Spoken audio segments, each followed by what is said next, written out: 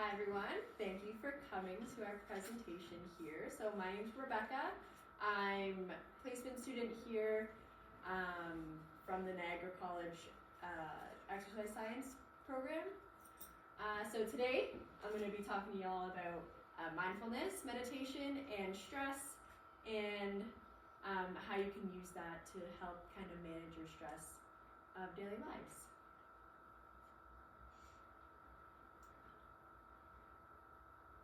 Alright, so we're going to talk about stress, how stress negatively impacts our life, and then we'll kind of go into what mindfulness is and how it can be used to help manage that.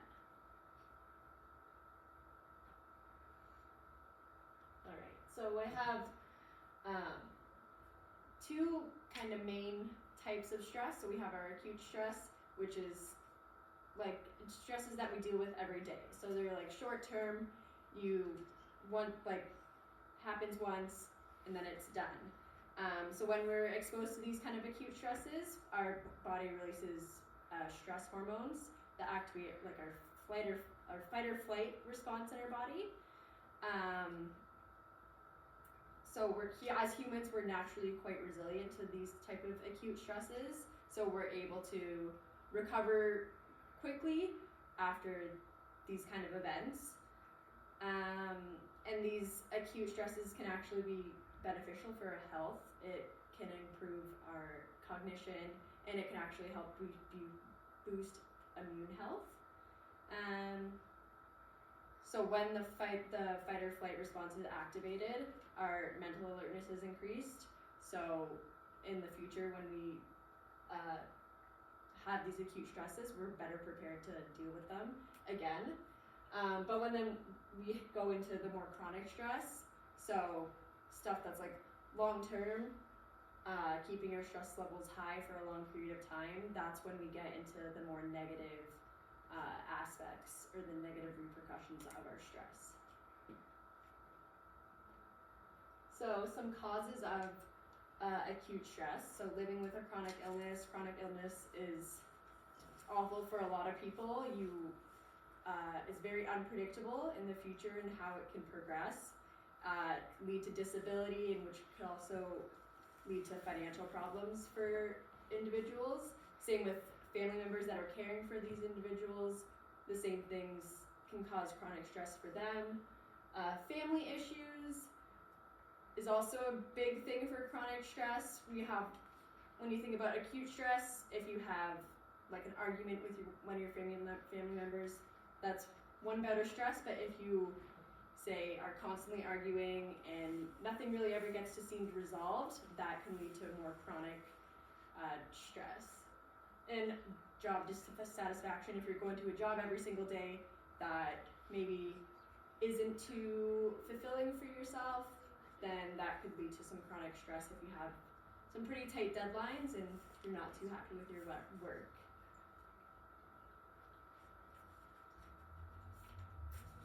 So symptoms. Chronic stress is mentally, physically, and can be emotionally exhausting. So the symptoms are quite broad. So we can have symptoms that affect our emotions. So irritability. You can be easily frustrated. You'll feel overwhelmed. It could also cause you to socially isolate yourself. You can get physical symptoms, so insomnia or fatigue. You get body pains. You can also be more prone to illness with chronic stress. You could also see cognitive issues, so stuff going on with your brain.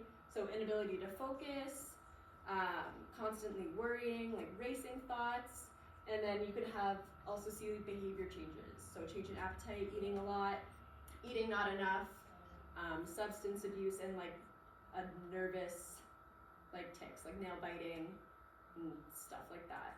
So it could manifest in so many different ways. So now on to the impacts of how chronic stress can affect our lives.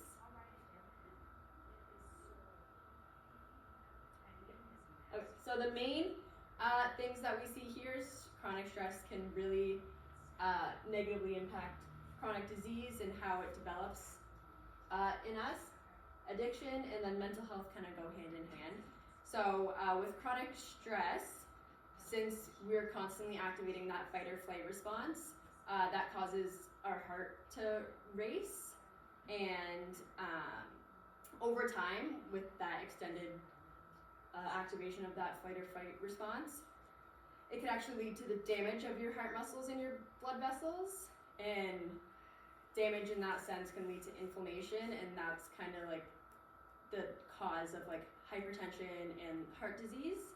So those are two really well-researched areas of how linking chronic stress to chronic disease. Addiction with chronic stress, people have coping mechanisms, some good, some not so good. So alcohol and nicotine are common, but also behaviors. So like internet addiction, food addiction, gambling addictions could all be seen. And then with mental health, chronic stress has shown to increase levels of depression and anxiety, because in the brain, the nerve cells and the connections between those nerve cells can actually be affected by that constant triggering of the fight or flight response. Okay, so how can we help this? So mindfulness is well researched in helping cope with not just stress, but also anxiety, depression, just increasing quality of life. It's a really good coping mechanism. So mindfulness, the awareness that emerges through paying attention on purpose, in the present moment, and non-judgmentally of the experiences moment by moment. So the monkey mind is a great thing that I was introduced to from our yoga teacher Cindy here.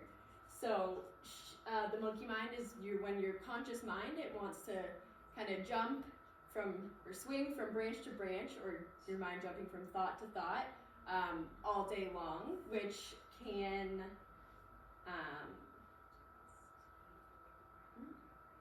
can contribute to the physical and mental fatigue that comes along with chronic stress. So with mindfulness, we are trying to take our focus away from jumping from thought to thought and living more in the present and non-judgmentally. So these are 3 core concepts of mindfulness that come out of Yale's Mindfulness Center. So the first one, paying attention to what's happening in the present moment, doing so purposely and deliberately, and then maintaining the attitude that you'll stick with the mindfulness whether it's pleasant or unpleasant for you. So that's kind of where the non-judgmentally part comes from. So with mindfulness, it can be practiced in a variety of ways. These would be more of like formal ways to practice it. So we have, I would say for beginners, start with a seated meditation, because that will kind of limit your distractions. And then you can kind of move forward to standing, walking.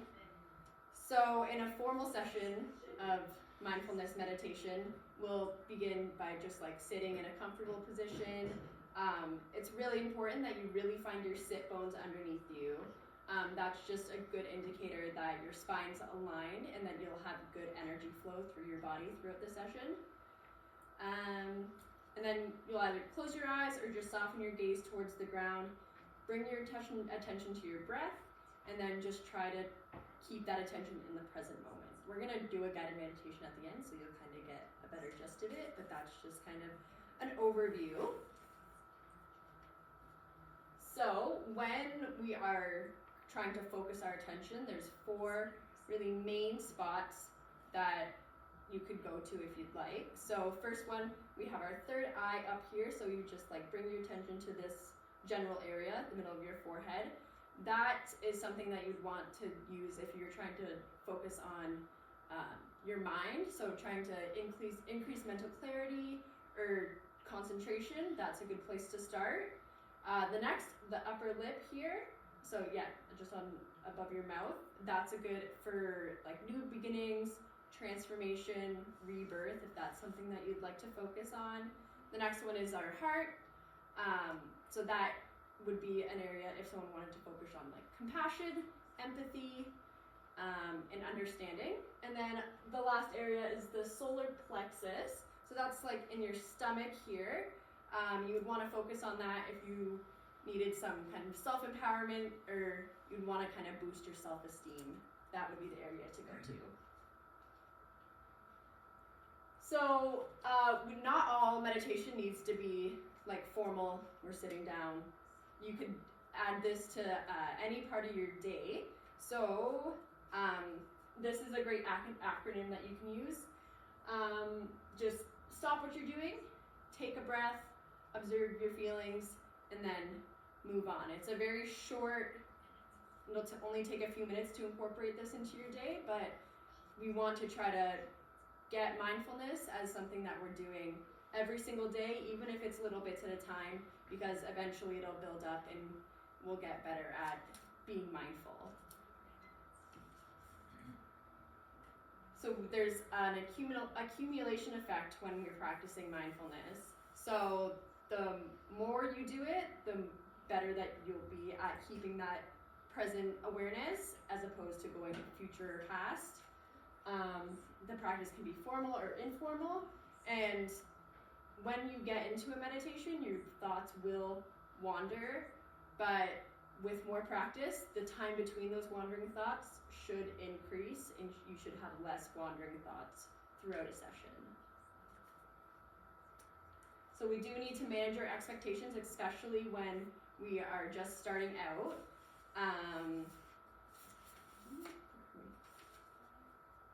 So we need to remember that our mind will wander.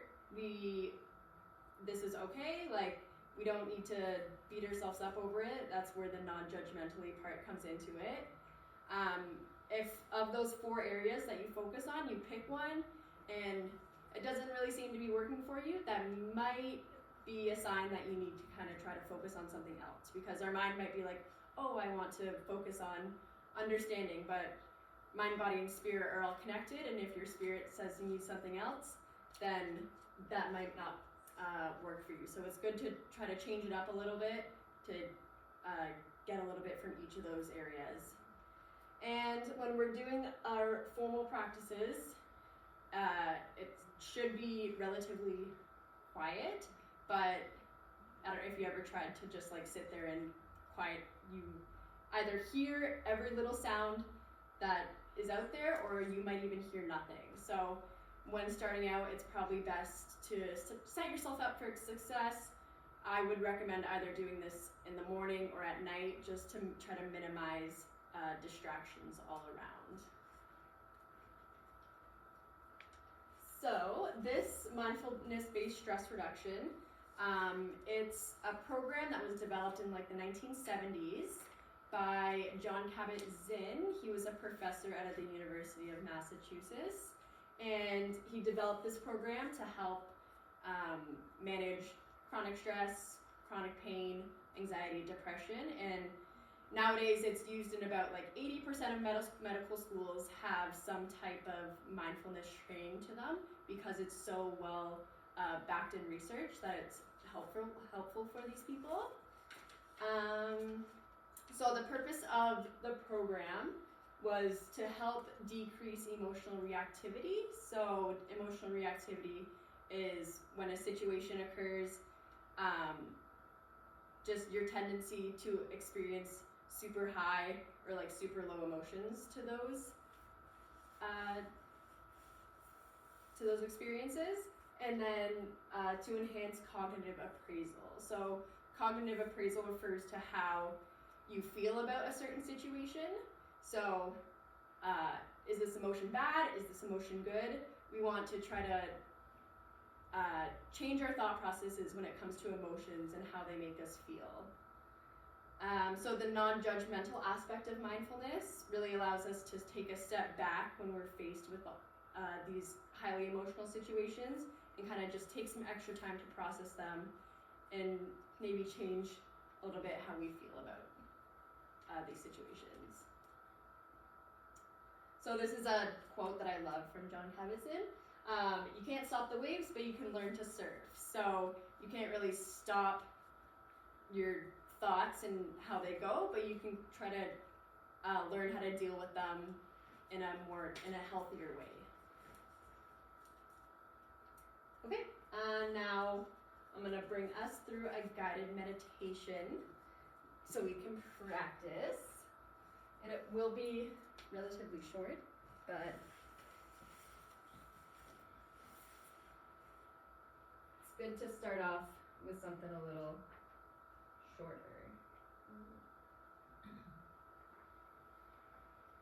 So find a relaxed, comfortable position, seated on a chair or on the floor, on a cushion.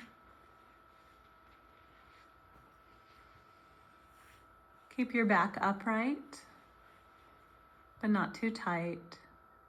Hands resting wherever they're comfortable. Tongue on the roof of your mouth or wherever it's comfortable. And you can notice your body from the inside, noticing the shape of your body, the weight, touch.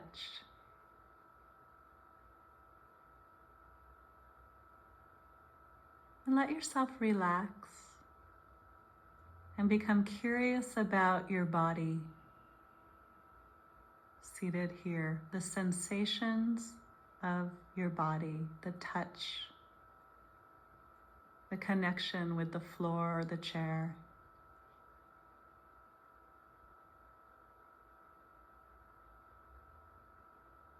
Relax any areas of tightness or tension. Just breathe, soften.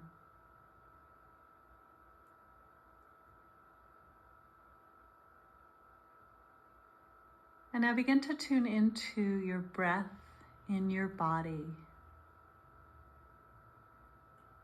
Feeling the natural flow of breath. Don't need to do anything to your breath.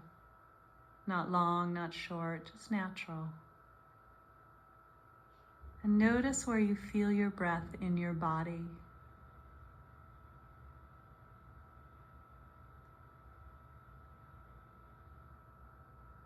It might be in your abdomen.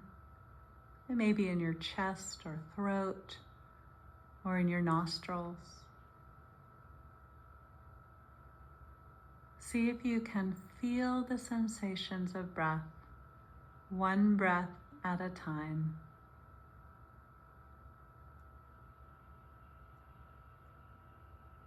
When one breath ends, the next breath begins.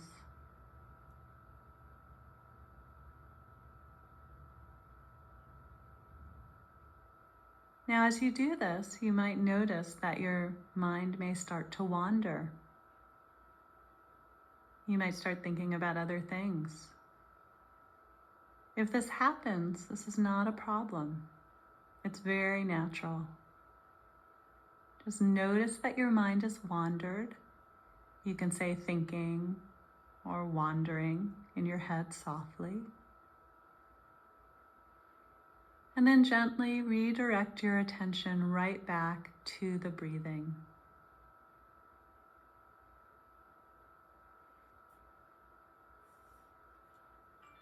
So we'll stay with this for some time in silence, just a short time. Noticing our breath, from time to time getting lost in thought and returning to our breath. See if you can be really kind to yourself in the process.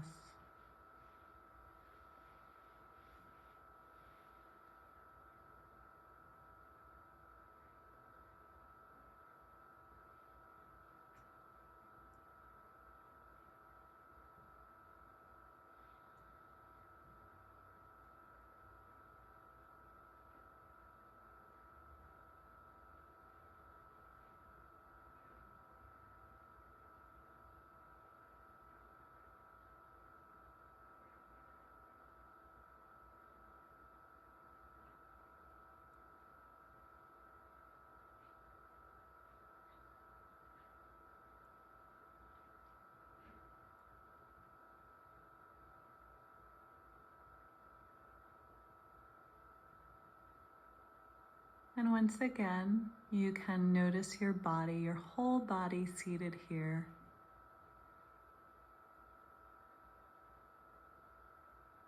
Let yourself relax even more deeply. And then offer yourself some appreciation for doing this practice today. Whatever that means to you. Finding a sense of ease and well-being for yourself in this day.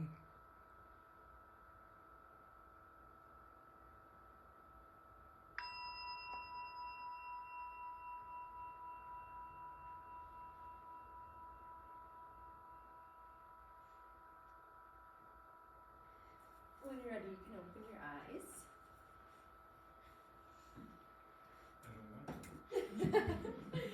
See, you just want it to be longer, eh? So yeah, that's kind of the basic sitting meditation that you would do. With the mindfulness-based stress reduction program, they do that type of meditation along with a body scan and then as well as a mindful yoga. So body scan would just be kind of going from the top of your head to the tip of your toe and just kind of scanning over, feeling how everything feels. Like, do you feel pain? But just keeping non-judgmental about that, not having any positive or negative reactions, just feeling what it's like in the present moment. And then mindful yoga would be similar to the sitting meditation, just focusing on breathing whilst going through different yoga poses.